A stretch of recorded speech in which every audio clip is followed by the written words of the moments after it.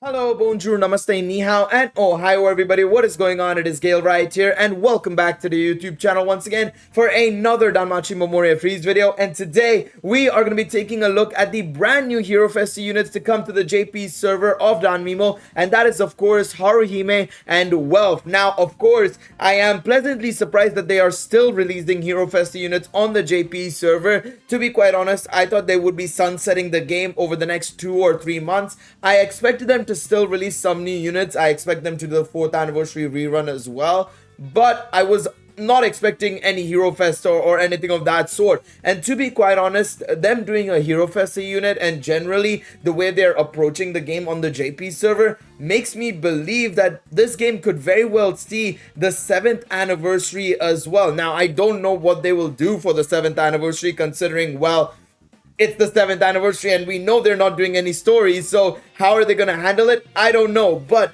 I am very curious to see if it will go that far or if we'll get some form of an announcement in the next 2 months. Now, because of course, remember, at the end of this month, the fiscal year in Japan will be ending, and of course, a lot of studios and game developers and so on and so forth work together in figuring out, what needs to be shut down, what needs to be started up, new projects in the pipeline, so on and so forth. So we still have some time before we can potentially see an announcement for the JP server side, but nonetheless, until then, I want to enjoy the game. And of course, if you guys haven't already seen, I am going to be playing the JP server. I have actually started off the games last night. Well, we got through the download phase last night. Tonight, we will be live streaming the start of the game, and we're going to be doing some summons on this Hero Festa banner. So be sure to come by and check out the live stream. Of course, if you guys want to enjoy this video, leave a like down below, subscribe to the channel, and let me know what you guys think about Hero Festa Haruhime and Wealth down below in the comment section. I'm curious to see what you guys have to say down below. Now, it has been a couple of days since these units have released. In fact, they released on the 29th of February. Unfortunately, because of the international server shutting down, along with, of course, a couple of other things that have happened since then, right?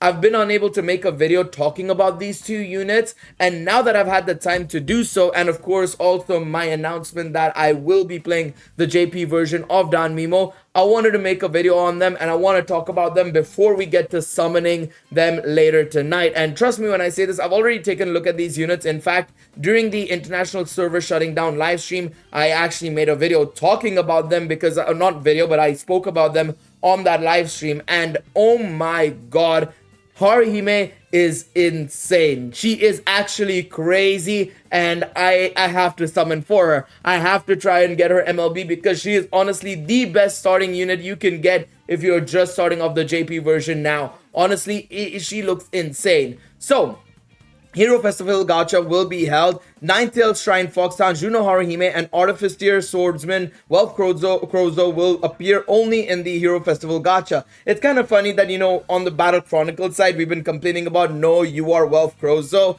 And I was going to say that, technically Danmemo hasn't released a Wealth Crozo in it feels like since the 4th anniversary, to be quite honest. And then they go ahead and drop a Hero Festa Wealth Crozo. So, good timing, I suppose, Memoria Freese. Good timing. Furthermore, 4-star Nine-Tailed Shrine Fox Haruhime will be obviously a Hero Ascension unit. Of course, remember that because we're playing on the JP version now, we're gonna have to translate everything. Unlike, when we used to get everything translated for us, it's now not the case. We're gonna actually have to translate it using Google Translate or something or another, or use our own inherent skills to try and translate whatever we can. But of course, Google Translate does a decent enough job to get us over the line for us to understand what is exactly going on, because we know how the game works now. It's been 6 years of me playing this game, so I kind of understand exactly what Google Translate is actually trying to say when it comes to these units.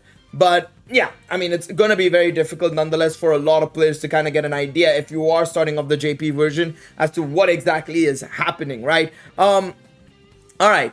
So, Hero Festival Gacha, 2 times rates, of course. The usual step up is there, 200, 300, 300, 400, 400 for 1 to 5, and you can do it 4 times over the step up, right? So, yeah, pretty darn good.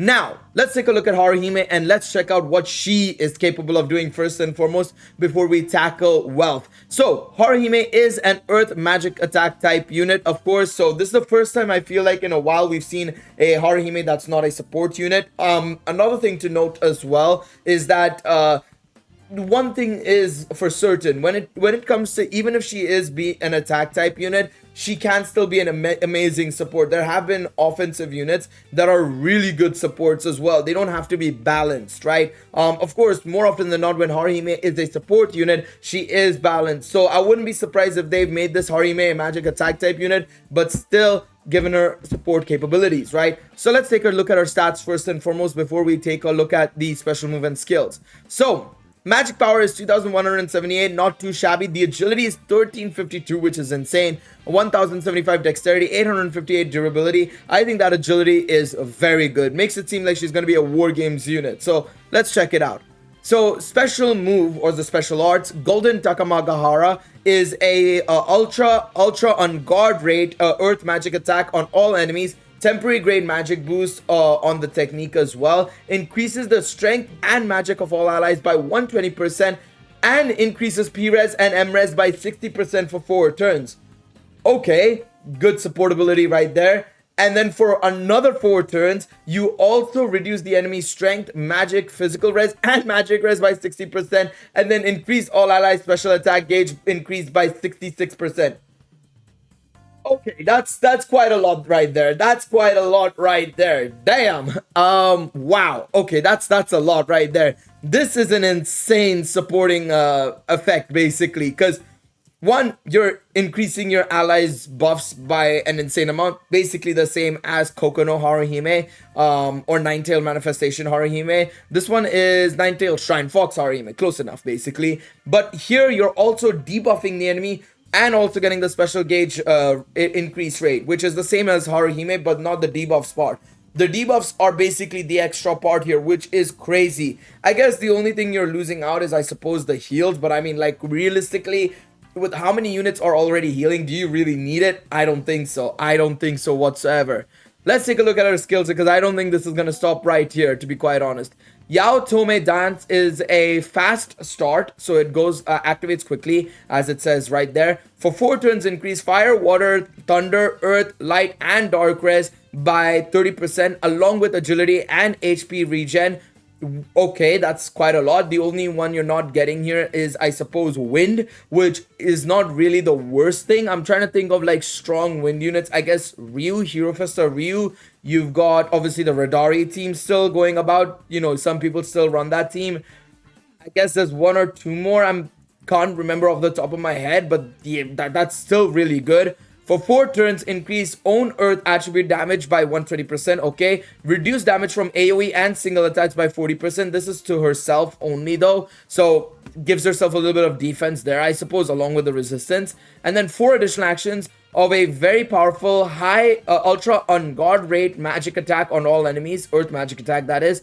Strength, magic, P-res, M-res of all allies increases by 40% for 2 turns. And for 2 turns, reduces the strength, magic, physical res, M-res by 40%.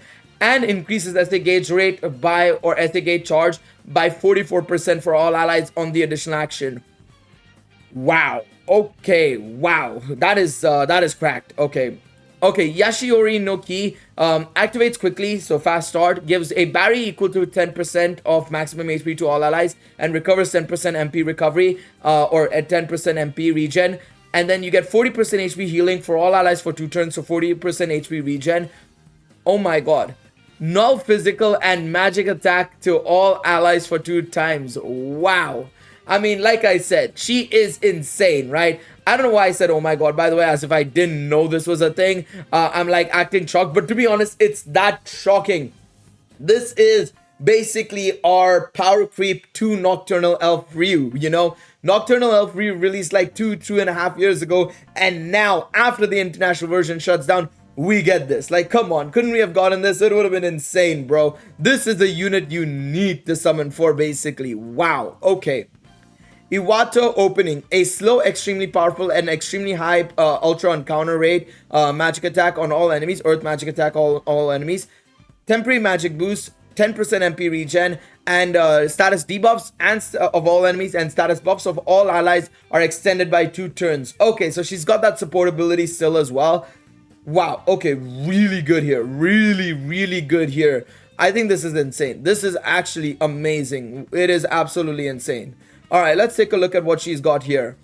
Thunder Res 45%. When a counter recurs, you can regen HP, which is great. Magic Agility Dexterity by 40%. P-Res, M-Res 30%. Insect Killer 25% damage increase on crit and penetration. Improves the performance of Yashinori no Ki, of course. And then she gets 100% slow res. Okay. Oh, okay. Damn. All right. Wow. Okay. That just protects her insanely. Wow. Okay. That's insane. All right. Yeah. Harihime is the best support unit in the game by far and away. What the hell is that, man? What the hell is that? Okay. Let's take a look at Welf and see what he does. So he's a strength-based assist. Reduces the strength, magic, P-Res, M-Res of all enemies by 25%. That's actually really good if you're running a hybrid sort of team, like, of course, the light team, right? If you're running Finn, Bell, and Ice, for example, right? Really good there. Additionally, give yourself the following immediate response effect. When receiving an attack, increase strength by 100% for 2 turns and reduce damage from all attacks by from AoE attacks and single attacks by 60%. This effect can only be activated once per turn. Very nice. I like this. This is not bad at all. It's not an amazing assist, but it's a strong assist. It's a fantastic assist, I would say. It's just not like upper echelon, like what the hell is this shit kind of assist. But that being said, though, I mean, I guess that's also my expectation from Hero Festa Assist. I'm kind of disappointed. I was disappointed with Riveria to an extent, and I'm disappointed with Welf here as well, kind of. That, you know, I feel like, you know, these Hero Festa Assists need to be a lot better than what they actually are. You know, I just genuinely feel like they're not the crazy things that we were expecting them to be, but alas, it is what it is. Of course, you know, that's just how it is. I think it's partially down to them realizing that, of course, with the game, you know, coming to a close sooner rather than later, they're like, well, what's the point in us, you know, breaking the game even more and not being able to, you know, give the players a good ending sort of thing, you know, because if you're going to keep introducing craziness, the meta is just going to be super one-dimensional and there's just not going to be any fun there, in all honesty. So I guess in that regards, maybe that's what they're trying to do here, because I think there could have been some amazing things they could have added here, like permanent effects or potentially like active skills whenever you can activate them whenever you want, potentially, right? So when you're in battle, for example, there's like an arrow you can like swipe up maybe on the unit and it generates an active skill, and this is whenever you want in the next 15 turns, or it's condition based potentially, right? So you need to be a certain amount of HP or below, or you need to have dealt a certain amount of attack, or so on and so forth, right? I think it would have been pretty cool there, but it is what it is. That's not what we've gotten here. But yeah, let me know what you guys think about the Hero Festa Harihime and Welf. Would you guys have summoned it on the international version, or if you're on the JP version, did you guys summon for it, and what did you guys end up pulling? Let me know in the comment section down below. Thank you guys so much for watching this video. Please be sure to leave a like down below, subscribe to the channel, and I'll see you guys in the next one. Until then, take it easy, everybody. Bye-bye.